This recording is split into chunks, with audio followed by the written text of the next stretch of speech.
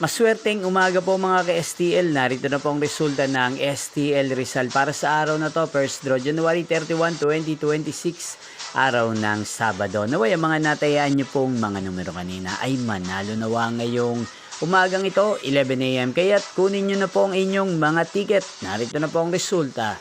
Ang mga numerong nanalo sa STL Rizal ngayong umagang ito, January 31, 2026, 11 AM. First draw result, 17 at 33 in exact order. Again, 17 at 33.